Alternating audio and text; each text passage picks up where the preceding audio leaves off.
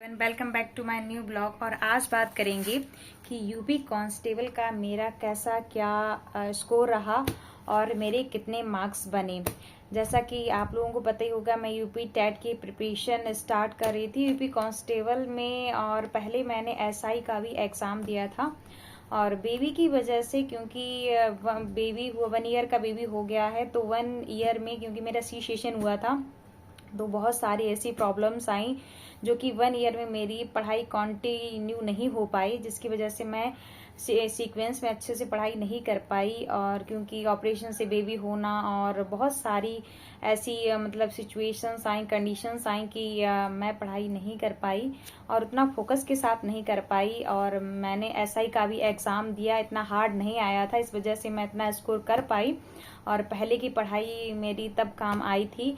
तो मेरे एसआई में 120 क्वेश्चंस बिल्कुल राइट थे, बट कट ऑफ इतनी हाई गई थी एससी की कट ऑफ, क्योंकि मैं एससी कैटेगरी में आती हूँ, तो एससी कैटेगरी की कट ऑफ भी हाई गई थी और थोड़ा ज़्यादा ही मतलब गया था, क्योंकि पेपर भी इजी था और बताया जा रहा है कि धांधली वगैरह भी हुई थी, तो इस वजह से भी हाई कट ऑफ उठी थी। तो जैसा कि यूपी कांस्टेबल का भी मैंने उसकी भी खास स्पेशल प्रिपरेशन नहीं की थी, मैं यूपी टेट की प्रिपरेशन कर रही थी। मेरा पहले मन नहीं था देने को, बट मैंने सोचा जब यूपी टेट की प्रिपरेशन कर रही हूँ, उसमें हिंदी भी आता है, जीके जीएस भी आता है, मैथ्स भी आता है, पढ़ मैं वही सब रही हूँ, तो क्यों ना इसी को और अच्छे से थोड़ा बहुत पढ़ा जाए और यूपी कांस्टेबल का भी एग्ज़ाम दिया जाए। तो इससे ये है कि हम लोगों को चीज़ें क्लियर होती हैं, और एग्ज़ाम हॉल में बैठना और वहाँ पे प्रेजेंट ऑफ माइंड हमारा कितना काम करता है। तो अगर हम जितने ज़्यादा एग्ज़ाम देते हैं तो हम लोगों का मनोबल बढ़ता ही है, तो इस वजह से और मैं एग्ज़ाम देने गई थी। और जैसा कि मैंने पढ़ाई की थी उस हिसाब से मेरा स्कोर, मैं तो ये कहूँगी, सही रहा। और मैंने जीके जीएस में 22 क्वेश्चंस बिल्कुल सही थे मेरे, हिंदी में 31 क्वेश्चंस बिल्कुल राइट हैं, और मैथ्स और रीजनिंग दोनों का मिला के मेरे 54 क्वेश्चंस बिल्कुल सही हैं। तो इसका मतलब टोटल मेरे जो क्वेश्चन है वो 107 क्वेश्चन बिल्कुल राइट हैं। अब देखो कैसी क्या कट ऑफ उठती है। ऐसे यूट्यूब में तो बहुत सारे जो टीचर्स हैं वो तो अपनी अपनी कट ऑफ बताते हैं, जैसा कि उन्होंने एसआई में भी बताया था कि एससी की 100 to 107 जाएगी, बट मेरे तो 120 भी थे, तब भी कोई चांस नहीं हुआ। तो ऐसे मैं यूट्यूब में किसी का भरोसा नहीं कर रही हूँ। मैं अब 107 क्वेश्चंस मेरे राइट हैं। अब देखो कट ऑफ कितनी क्या उठती है। मैं ज़्यादा नहीं यूट्यूब में, नहीं कि मैं यूट्यूब में अगर वीडियो बना रही हूँ, अपना ब्लॉग बना रही हूँ, उसमें बढ़ चढ़ के बताऊँ। जो मेरे क्वेश्चंस हैं ओरिजिनल हैं, जितने मैंने किए हैं, बस मैं उतने ही बताऊंगी। इससे अगर मैं गलत बताऊंगी तो मैं खुद को धोखा दे रही हूँ। मैं यूट्यूब में किसी आपको बता के को हवाई लूट के कोई बहुत बड़ी वो नहीं बन जाऊंगी।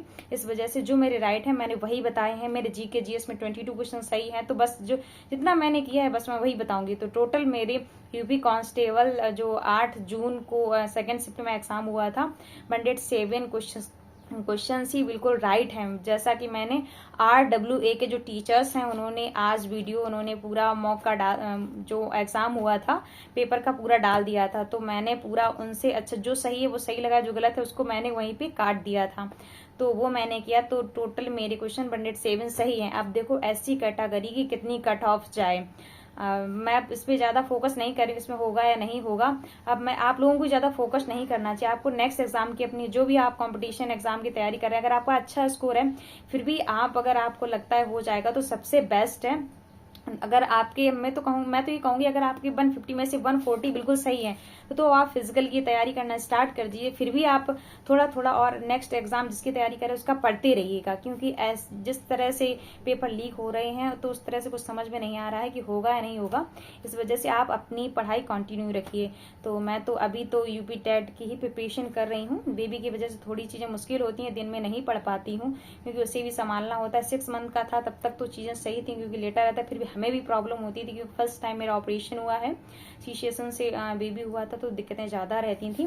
तो इस वजह से पढ़ना बहुत मुश्किल हो जा रहा था। बट अब 6 मंथ के बाद फिर भी वो एक्टिविटी ज़्यादा करता है, तो उसे पकड़ना पड़ता है। जो हाउस वाइफ हैं या जो जिनके बेबी हैं उन्हें ये समझ में आता होगा, पढ़ाई करना और घर को संभालना, बेबी को संभालना बहुत मुश्किल हो जाता है। मेरा तो ये है कि मम्मी भी साथ देती हैं तो मुझे इतनी प्रॉब्लम नहीं हो रही है, बट फिर भी प्रॉब्लम्स रहती हैं। बच्चे के रहते हुए पढ़ाई करना बहुत ज़्यादा डिफिकल्ट हो जाता है। तो मैं भी अपनी पढ़ाई कंटिन्यू रख रही हूँ और अब पढ़ाई ज़्यादा से ज़्यादा क्लासेस देखने की कोशिश करती हूँ। मैं नोट्स ज़्यादा नहीं बना पाती हूँ, बट जितना बनाती हूँ उसको 2-3 बार पढ़ने की कोशिश करती हूँ। अब ये सोच रही हूँ, अब ज़्यादा दिन नहीं बचे हैं, 20 दिन ही बचे हैं, तो मैं फालतू का लिखने की बजाय चीज़ों को पढ़ूँ ज़्यादा, क्योंकि बेबी की वजह से मैं लिख तो पाऊंगी नहीं, तो ज़्यादा से ज़्यादा मैं सोच रही हूँ पढ़ने की कोशिश करूँ, जितना हो सके चीज़ों को रिकॉल करूँ। और ज़्यादा आप भी ज़्यादा बुक्स के चक्कर में मत पड़िए, आपके पास जितना कंटेंट है आप उसी को रिवीजन ज़्यादा से ज़्यादा करिए। तो मैं भी यही कर रही हूँ और अपनी पढ़ाई कंटिन्यू कर रही हूँ। अब मेरा फाइनल टारगेट रहेगा सुपर टेट। देखो सुनने को तो आया है कि 60,000 भर्ती देंगे, तो अब देखो कैसा क्या रहता है, देते या नहीं देते हैं।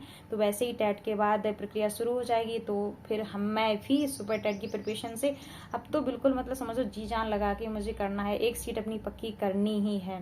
तो चलिए अब मिलते हैं नेक्स्ट ब्लॉग में, कैसी क्या मेरी प्रिपरेशन रही, कैसी क्या मैं पढ़ रही हूँ, मैं नेक्स्ट ब्लॉग में बताऊंगी।